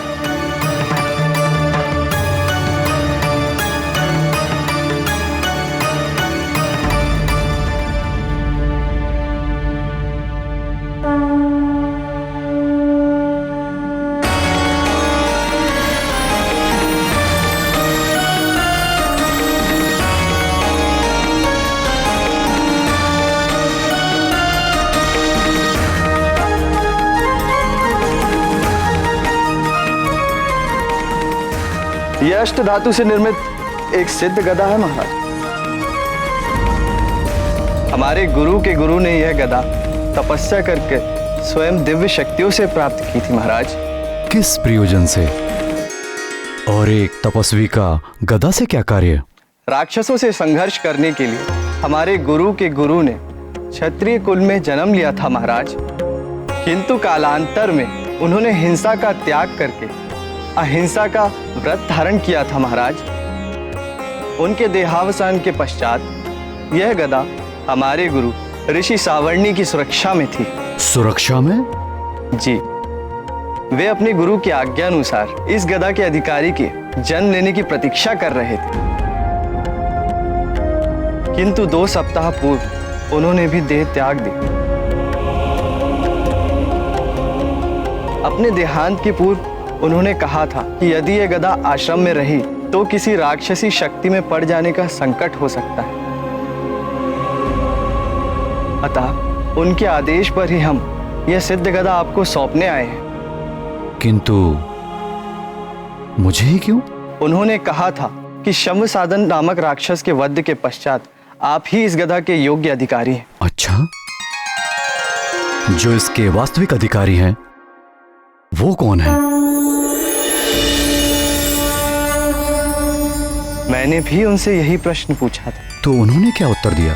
समय आने पर इस गदा का वास्तविक अधिकारी स्वयं आपसे यह गदा मांग लेगा महाराज, और आप यह गदा उसे सहर्ष दे भी देंगे। ऋषियों की बातें सदा समझ में नहीं आती। किंतु समय बीतने पर हर रहस्य खुल ही जाता है।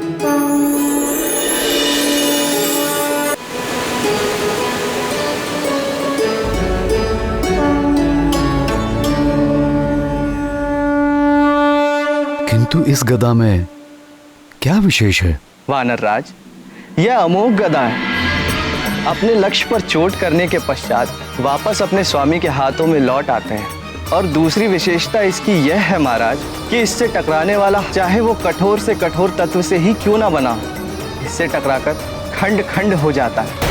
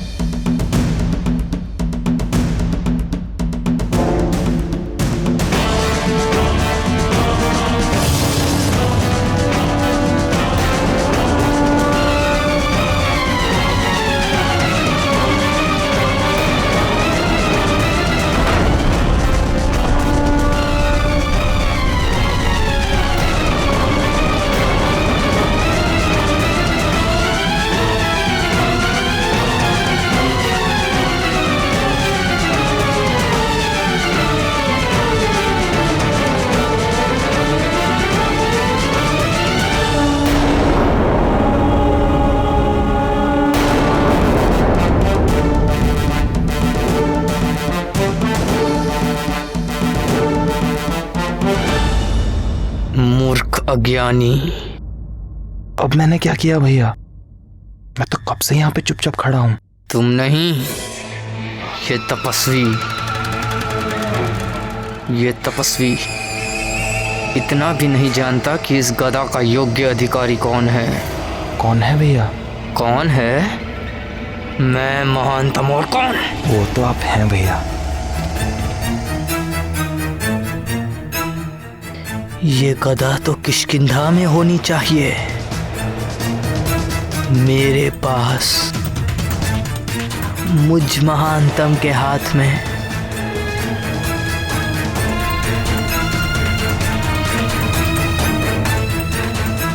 ये तो बहुत ही अद्भुत गदा है। आपके गुरु के गुरु अवश्य ही कुशल योद्धा रहे होंगे। मैं आपका धन्यवाद करता हूं। बताइए इस गदा का मैं कैसे प्रतिदान करूं? नहीं महाराज, हमें कोई प्रतिदान नहीं चाहिए। आप राक्षसी आक्रमण और आतंक से निर्दोष मनुष्यों व प्राणियों की रक्षा जैसे करते आए वैसे ही करते रहे। यही हमारे गुरु की इच्छा थी। प्रजा की रक्षा करना राजा का कर्तव्य होता है और ऋषियों को दान करना भी राजा का कर्तव्य है। मंत्री जी। महाराज। इन युवा तपस्वियों को हमारी ओर से 1 सहस्त्र स्वस्थ गायें प्रदान करें। अब आप लोग विश्राम करें और कुछ दिनों तक हमारे अतिथि बनकर रहें। आपकी जय हो राजन। परम शक्तिशाली ईश्वर आपकी भुजाओं में और बल दे, आपके वंश को बढ़ाए और सदैव सुरक्षित रखे।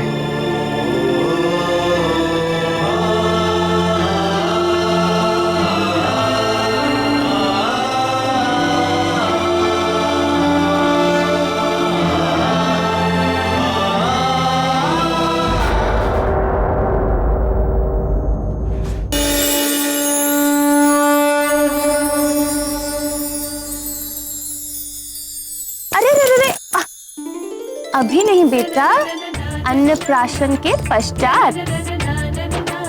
आ जाओ।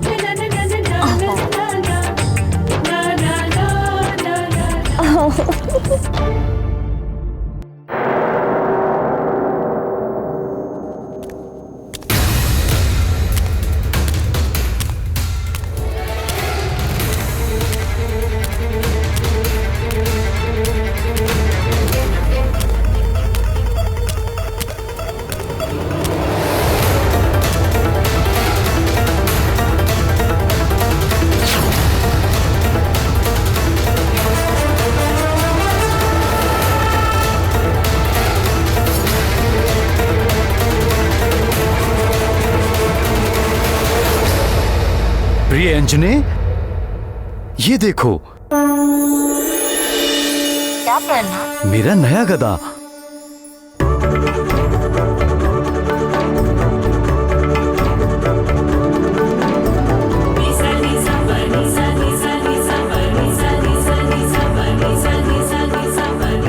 जानती हो इसकी विशेषता क्या है? क्या आर्यपुत्र? ये अमोघ गदा लक्ष्य पर चोट मारकर स्वामी के हाथों में स्वयं वापस आ जाता है। और उससे भी अधिक विशेषता है, ये कठोर से कठोर शस्त्र को एक ही टक्कर में खंड खंड कर देता है।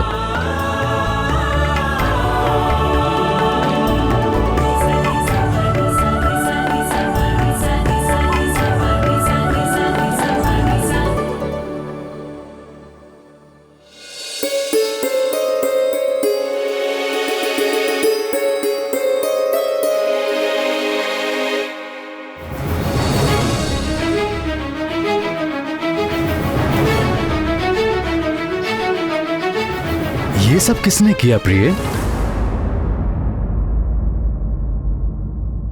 न जाने किसने किया। मेरे कक्ष से जाने के पूर्व तो ये सब सेब वहां पेट पर पड़े हुए थे। आपके जाने के पूर्व कोई कक्ष में आया था क्या? नहीं, कोई भी नहीं। सिर्फ आपके ये पुत्र ही थे। किंतु हमारे पुत्र तो कुल 5 दिन के हैं। वो यहाँ तक कैसे पहुँच पाएंगे? वो तो अभी खड़े भी नहीं हो सकते। ऐसे और भी मजेदार वीडियो के लिए हमारे चैनल को लाइक, शेयर और सब्सक्राइब करें।